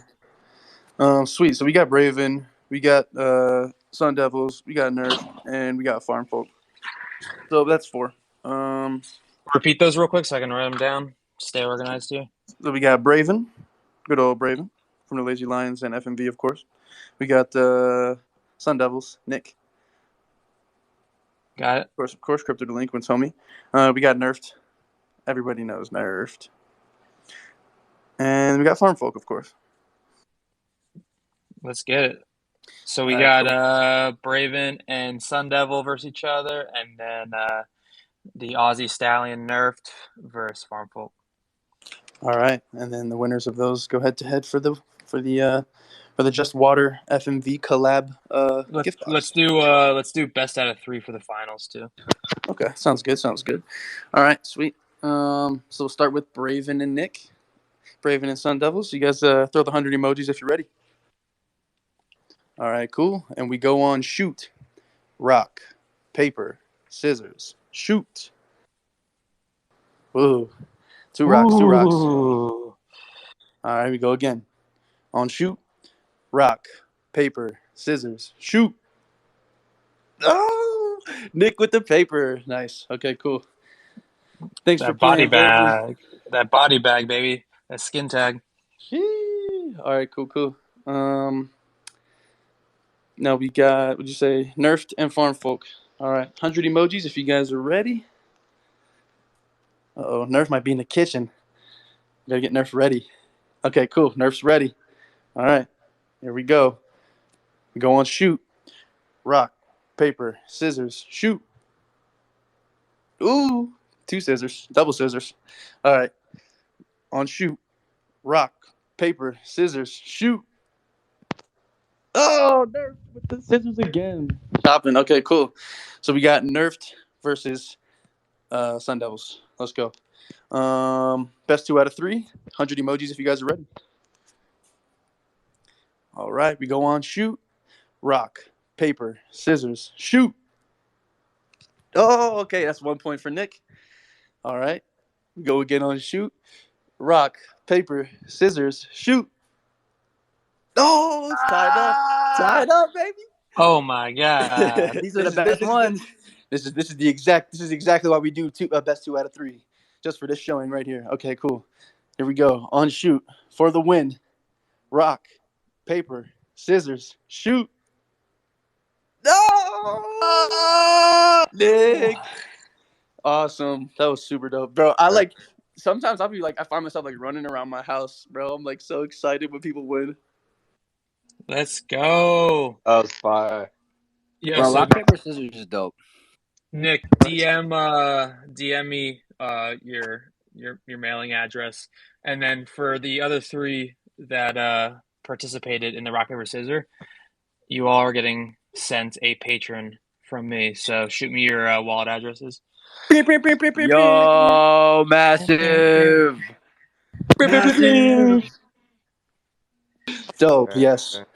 Gonna get everybody a patron just for participating. Farm folk will get you in on the FMV officially, so you guys can hold a patron. That'd be super dope. And then if you I guys, fell asleep looking at y'all's Opensea last night. I was going to sleep a little bit, but yeah, bro. So there's so much to look at too. There's a lot of good like a lot of good art on the floor. And then if you're into like the rares and like the different things, we got like an MF Doom mask. We got all these different things that are super cool and kind of niche. But yeah. no, there's a bunch of cool stuff. Yo, there's some really nice bundles as well. Cool. Oh yeah, I've been looking at them. Just like not to like hijack Fire. the rock paper scissors, but just to let you guys know, and I'll tweet it out from our account. But we're actually running a giveaway right now with Deadheads that goes all week. We'll do the drawings over the weekends, but we're giving away a Skull Trooper. So if you guys want to like shoot us a look at our page, whatever, read our pin tweet, and I'll retweet the giveaway or whatever. But I think this is the third week we've done it, and we're doing 5 more. So and then when we hit 1,000 followers, we're doing a big giveaway with like a Bored Ape comic and a Skull Trooper and a bunch of other stuff. So if you guys like winning stuff, being competitive, you should get in on Clearly that. you do. That's dope, yo. Most definitely. Super sick. And Deadhead's a cool project too. Yeah, for sure. Like again, our brother's like real, eyeballs deep in the Deadhead community or whatever, and he's the one that he's been into the NFT space for like a year now, like back when you guys were getting in. And last summer, we actually me and my parents actually like had like a conversation where like, yo, he like sold a house and he's like he like quit his job. Like, is he cool? Like, what is he doing? We're like, should we talk? Do you guys know what this stuff is? What should we talk to him? And then by like Thanksgiving, he finally had all of us like, all right, here's how you set your wallet up. Here's how you do this. And then he was like, dude, I think if we did something with the farm, he's like, I think people would really respond well to it. So yeah, we are him big. He's like our total Miyagi, our total Obi-Wan. By Thanksgiving, he made generational wealth. You're like, all right, we'll buy in. Well, yeah, that didn't hurt, yeah. I mean, I think if we were in the game to be making generational wealth, I think, we'd probably be coming up with another ape or something, but no, I'm definitely not selling turnips, you know what I'm saying? But but I mean, but again, like if our thing is successful and we're going to keep it small, we're talking right now the numbers, 3,000 in the spring, and then if it goes well, maybe add another 3,000 like for a summer season or a fall season. Ideally, we have 2 seasons of video content like planned and kind of sketched out that we really want to do. So it'll be 1 season with the first drop and then the second season with the second drop. But even if it works to like a moderate degree, and it makes our lives as like total fucking noobs at farming too, be able to experiment and learn from our mistakes for just another season, and we can give away any of that, it makes it totally worth it for what our capitalist plan in the space on the farm was to do. Yeah, no, 100%. Nerf, I see with your hand up, and then ACOB, I want you to talk about what you got going on. But with that being said, and I always have the mentality that there's unlimited amount of seats at the table. So we root for your success and whatnot. And with that being said, it's like I really feel you could have 1,000 or more followers within the next like month and a half. It just depends on how hard you really want to push it and go market, get out there. But the people are out there, so it's just dependent on how hard you go, and there's no right or wrong answer to that. Go at your pace, but if people are half as chill as y'all are, I think we'll be okay. Honestly, we'll go ahead and drop down those hands up, whatever. But thank you guys for having us so much. For sure, man. We appreciate you guys, coming on to chop it up and kind of hear what we're about. And definitely, like Drew said, DM him your wallet address, and we'll send you over a patron. Hell yeah. Hell yeah. What's good, Yo, Nerf? real quick, family. I don't want to cut anybody off. I know Nerf is trying to talk, but I got to get up out of here. I got a super early day tomorrow. It's getting past 10, so I just wanted to let you guys know so I didn't disappear. I love you guys, every single one of y'all. Bro. Have a blessed night. Yep, I'm going to be dropping some FMV alpha soon on that YouTube, so watch out for that. Appreciate you, Willow. Appreciate you, boy.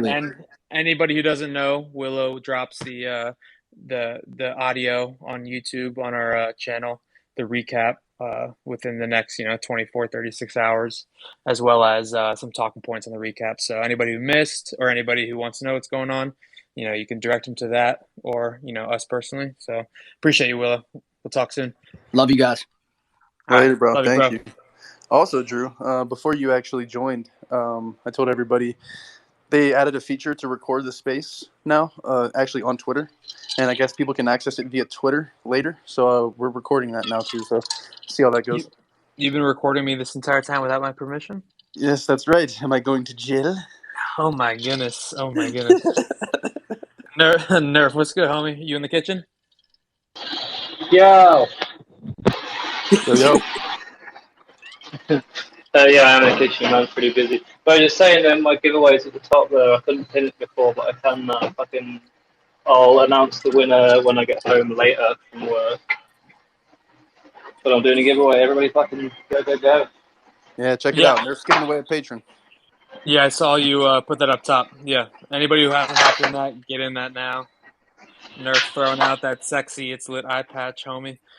Let's go. Yeah, he's fucking cool, man. How are things going in the kitchen? Busy? Yeah, just was. I've just cleared it all. Fucking old mate Matt decided to take the wrong food to the table. So they started eating it. So after a big old slamming, I've then got to recook the fucking meals now. Oh, no. That's the Standard. worst. The life of a chef. Yeah, man. It is the worst, but at the end of the day, it gets real busy in the last 20 minutes. We've still got all the ordering to do. But it's all good. We cleared it now. I was worried about you winning the rock, paper, scissors. I'm like, how the fuck am I going to get this package out to Australia? Dude, it's so fucking funny. I was going to donate anyway. Same with the last one. I was going to donate to somebody else if I win anyway. Yeah, exactly. Well, good to hear you're doing good, man. Yeah, man, we're cruising. Child's Getting okay? there, The boy's okay? He's doing alright. I noticed yesterday, I got a little bit teary when I was playing with him because he's getting proper chatty. He proper wants to play with shit. Real imaginative play. Like the baby phase is almost over, man. It's like actually quite sad. I'm gonna miss it. Is he gonna have a English or Australian accent? We don't know. Probably English though. We're homeschooling him. My wife's English. I'm English. My wife's starting to sound northern like I am, so he's probably going to get it. He already says, "Ah, yeah." Ah, yeah. So, hiya, mate. Yeah, that's dope. Bloody. Just wait till he calls you a bloody cunt. That's going to be the funniest fucking day. Like, I swear a lot, and he's getting to the point where he's going to start fucking saying shit. For real. Hilarious. Dad, what the fuck's this?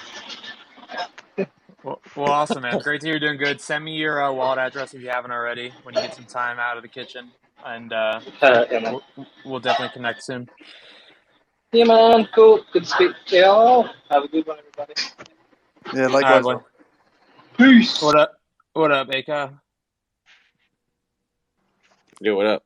Wait, did he just say a server made a mistake? What do you mean, dude? Servers cannot make mistakes. Bro, they're perfect. Are you kidding me? Don't ever question them. Don't ever question Just in them. case there's any server. Bro, you got no idea, man. Yeah. Doing this for 12 years, it's the worst. It's like, this is why we had the pre-service meeting, guys. Jesus, take some notes. Fucking right, Jesus Christ. How are things going with you, Akab? Yeah, 10 years. I spent 10 years on the line.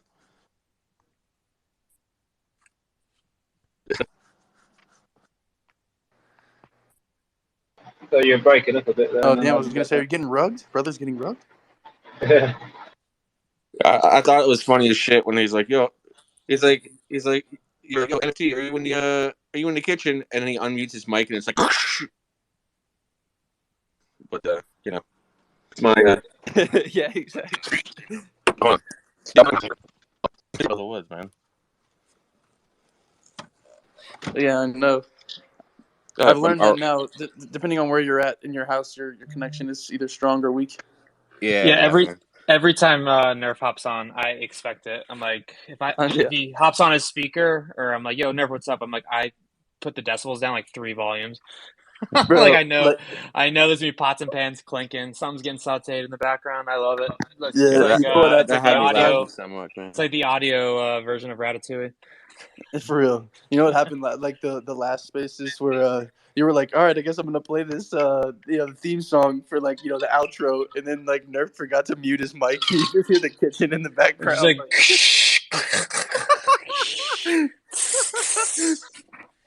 That shit's so funny, bro. Like me and Flanders dying. We were like laughing after that. Like, damn, that didn't work as as planned. It's honestly Nerf. I'm sure you're still listening, but it might be a new segment with our spaces. Is what's up with Nerfs at the end of our updates, and Oh, there we go. just Nerf from the kitchen. 100% down for that, man. Let's I go. apologise for my noisy fucking extractor fans. I want to No, know what you're the good. special is of the night. What we sourced for the kitchen, and I love the noise too. It makes me miss the kitchen. It makes me hungry. Yeah. I know, right? Yeah, I eat good, man. I eat good. Yo, what's up, everybody? Uh, Good evening. What what's up, going on, Corky?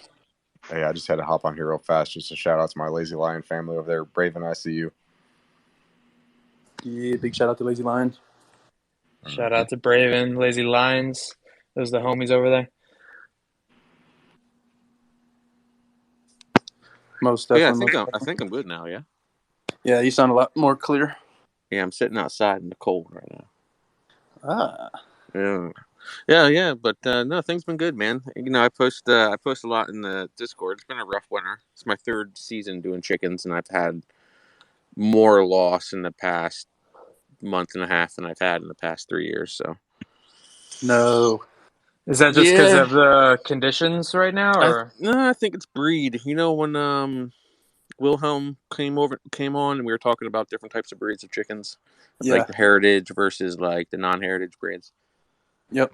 And the turkeys and So stuff. Yeah, I remember. yeah, right. So the breed I got it's bred. The egg layer I have is bred to be um, the most efficient layer in the world, right? So it hatches more eggs per year than any other breed of chicken. So with that, it comes hunger, right? So when a chicken produces eggs, it requires nutrients to make those eggs, right? So if it's producing a lot of eggs, it needs a lot of nutrition. So it's bred to eat and eat and eat, right? So this is pretty gruesome. So I apologize, but farming, you know, the thing about social media and farming, you look at these these viral TikTokers and these viral like Instagrammers and YouTubers. It's all like the sun sets and like the dew in the morning with the fog rising over the trees. That's part of it. Absolutely. I see beauty every single day I step foot into my pasture. But I also see the dirty, the sad, the vicious. Because nature is all of these things, right? It's all of these Totally. things. Right. So they're literally, so what the birds are doing is they're eating each other. Right. So it's not a space issue. They have more than enough space. It's not a feed issue. They have more than enough feed. It's not a water issue. It's a breed issue. It's like a dominance factor with the breed. No, it's Nah, not even. they're just always eating, and if They're there's just yeah. And the thing with chickens is they see red. If they see red, it's food. They're dinosaurs, right? So if they see anything flesh colored, they want to eat it. So as soon as, let's say it is a dominance issue, right? So you have too many roosters, or you just the flock's maturing, so the hierarchy is being established, right? As soon as there's an injury, it's capitalized on, right? And that's in any flock. It's just you're going to see it play out in different levels of, how dramatic it is, depending on, the breed, the species, the conditions, all those things. But so yeah, it's pretty gruesome. I mean, I've been going out. There was a time I was going out every morning and just finding like 2 or 3 dead, like half-eaten chickens. Oh yeah, like you said, they are dinosaurs. I mean, if you ever seen like a pinky mouse get thrown into a hen house or whatever, it's very Oh, vicious. dude. It's Oh very yeah. vicious. And so what people don't realize too is like the raptors you see on Jurassic Park, real raptors from back in the day, from studies and obviously like archaeological digs and bones. Raptors are, I think, 2 feet tall, if that. That's literally a chicken. These Yeah, motherfuckers. dude, that's my rooster, my big black rooster, dude. Yeah, it's a That raptor. that guy is like a freaking turkey, and he's a chicken. He's among, you know. But yeah, no, I didn't mean to get all downer with all that, but no, man, it's and the thing is, in the same day, you'll see, some of the most beautiful kinds of of kindness within your flock too. It's interesting. When you go through, I was at 0.8% loss in 2 years, which is, insane. I don't know if anyone out there breeds chickens, but 0.8% loss in 2 years, you know. It's not great. No, it makes you feel like you're doing something wrong, man. But it's like you gotta check yourself, right? Because you're not, as a farmer, especially, in all of our lives, we feel like we're in control. We're never in control, right? Mm-hmm. No, That's what. go Go ahead. ahead. Sorry. No, I'm No. stoned and freezing, dude. I'll talk until like die right now. I'm about to get on that level again. No, I was gonna say what you noted on a little bit earlier is it's kind of a downer and seeing whether it's what's happening with your chickens or just the processing factor. I think it's as long as you're sourcing from a legitimate a farm business that has ethical practices, regardless, it's still to be able. I think it's such an important thing to be able to watch that process and to see it, whether you hunt, however you source it, or you just had an experience at a farm or a facility. Um, I think it's very important. People are so used to just getting a ribeye wrapped in cellophane or a chicken breast wrapped in cellophane and whatnot, and Yeah, just attached to be able to. And that's like I don't get a lot of opportunities to hunt. I do, have my guns. I'll get a license here and there and go with a friend. I don't do it enough, but what I do a lot is spearfish and fish. I feel like are a little more detached than say a chicken, a hog, a cow, an elk, whatever it may be, deer, but still being able to harvest that animal in the water, immediately take it out, and bring it to its rest if it's not already there, and then to break it down, to clean it, and to feed yourself and to feed other people.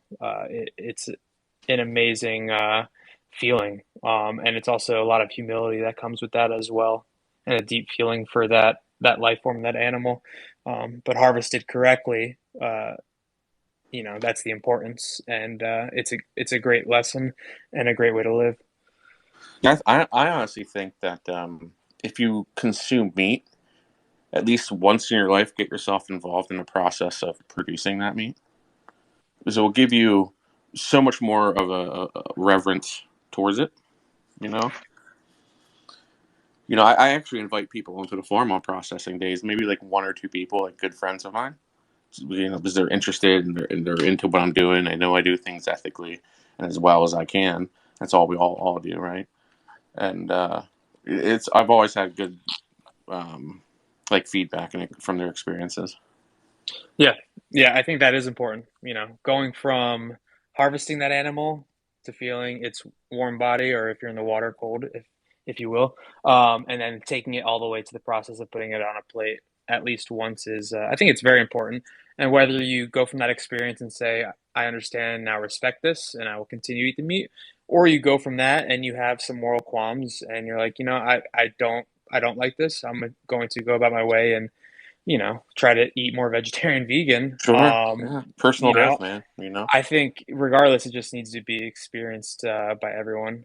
And vegans, don't be fucking obnoxious either. I'm kidding. Don't be fucking up what? Obnoxious. Oh, don't be obnoxious. Oh, totally, for sure. Yeah, that's another thing too, man. Is just being respectful about, because the idea is that everybody wants to just source food that they believe is wholesome, and we're just about the source of everything, and judging. I think that's super petty. That's one thing. Being vegan for like almost like 5 years now, it's like there's like that group of vegans who are kind of like that, very judgy and things like that. There's some people who would say that I shouldn't even be involved in the project, but I think that's bullshit. I think That's there's just wild. there's just so many people that are like in the world and have such different views, but to have a commonplace that you credit and respect your farmers and you want to again better yourself and your community and the earth. I think that's a good enough commonplace. I don't think being picky beyond that, I think, is a little bit petty. Yeah, and regardless if it's you know, carrots, lettuces, tubers you're harvesting, pulling out of the ground, growing yourself, or whether it's having a regenerative farm where you're harvesting hogs or cattle or lamb, there's this ancestral spark you get from doing it yourself, putting it on a plate, giving it to others, feeding others, whether it's a fucking carrot or a beautiful backstrap of an elk. Like it's the same feeling. Mm. No, Uh, exactly. you So know, I Okay, cultivated this myself and I made it for can, you. can And, can I chime in quick? yeah, of course, bro. Okay, so I would think that vegans and non-vegans can agree that the goal is to respect nature,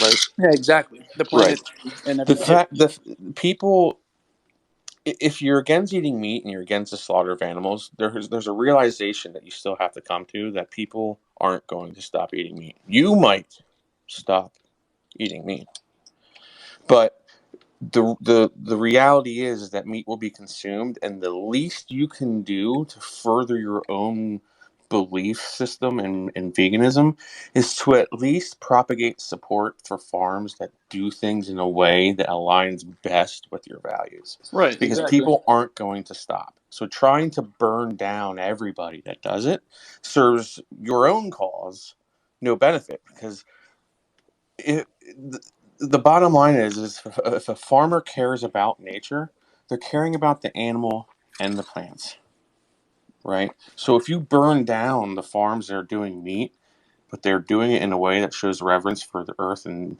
the animal and the people and future generations, you burn down that person with like Purdue, you're hurting everything, because that's going to wipe the field of everybody, which then gives more of the field to the big companies that do things in unsustainable and regenerative ways anyway. yeah, and this isn't a debate or an argument we're having, Oh no, vegan, sure. I'm non-vegan. just I'm But really passionate about just no, you know. no. I was prefacing this with what I'm about to say. Okay. It's not like a fucking debate or argument. Grateful, I cooked for you at the fucking bungalow, baby. I got your vegan tendencies down, but no, like one of the main, like if I've had a couple people come at me prior to this project and then being a dev of this project that are vegans and are trying to shame or attack, and you know I'm always very positive and trying to hear their perspective on it. None of them ever want to share that perspective. However, one of the best examples I give is there's a study out. There's various plants. I think it's in the rainforest and maybe some parts of Africa. I'm sure it's all around the world, but these studies came out from there where there's various plants who, with certain sounds, let's say the sound of a caterpillar or the sound of a plant-eating bird, they change their structure and their flavor profile. I'm sure in their minds they don't think they're changing their flavor profile, but to where they then have a bitter taste and a poison to where the caterpillar, the bug, the bird does not want to eat it. It takes one bite and leaves. So, if you're thinking as a vegan you don't want to harm or disturb animal life, well then, plants are Hold part of on, we animal can life as hold well. on. You said it's not a debate. Hold on, that's a debate point because we're about to talk about it. So what you're talking about is response to stimuli versus conscious reaction. Yeah, Plant environmental. plants plants respond to stimuli like music even, but they don't have a brain. Like they don't feel Hmm. anything. But that's it's response to stimuli versus You know what? conscious reaction. Yeah, I'm right there with you, DGen. But I plead the fifth. yeah, yeah. Now let's talk about mycelium. Oh, totally.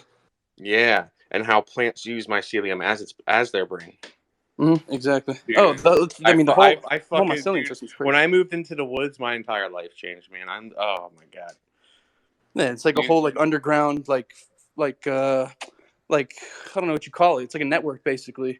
All these plants are like in cahoots with one another. They know what each other are doing and all these things. It connects you too, man, because you're walking on, like, as long as you're barefoot. Barefoot, yeah. Yeah, man, you're in the mycelium network. It will talk to you.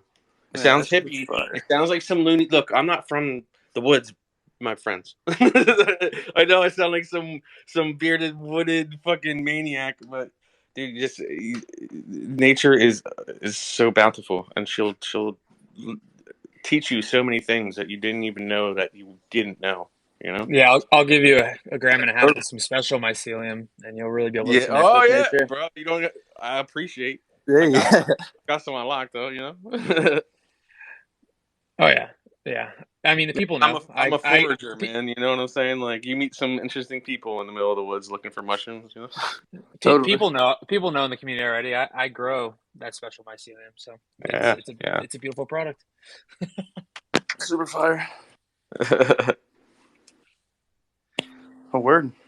That was it's a good conversation. I always like to open it up at the end and have some That's actual relevant conversation. that's why Grateful is the community director, because he'll check me. Yeah, Yeah. We've actually Yes. had good talks about. I knew you were a vegan. We've had talks about that in the Discord. Yeah, for sure, for Yeah, sure. it's And a it's been a long constructive. time now. I just don't. I barely bring it up unless someone brings it up. I don't really bring it up because it's one of those things, Well, I where mean, your counterparts don't do you no favors, my man. Neither side does. Twitter is such cancer to actual progress. You know. oh, totally. And I mean, yeah, there's a lot of different ways to go about your beliefs, and it's weird. I mean, you can get into Twitter, you can get into religious Twitter and see people arguing about religion all day. You can get into politics Twitter and see people arguing about politics all day. It's crazy as hell. Dude, shoe Twitter. They'll be talking about shoe. Exactly. It's crazy. But Right. Yo, shouts out real quick to Braven scooping up 2 patrons during the spaces. Jeez. Appreciate you, bro. Yeah, we love to see Appreciate that. But yeah, I feel like Boys, that's I'm probably Q. Q, I'll let you sign it off, baby. Go ahead. Yeah, what up? I'm gonna wrap it up. Tie a bow to it. Bow's tied, home. I gotta be up. I've been seeing you hitting it too. You've been getting your run on lately, huh, Drew? 4 or 5Ks a week. Jeez.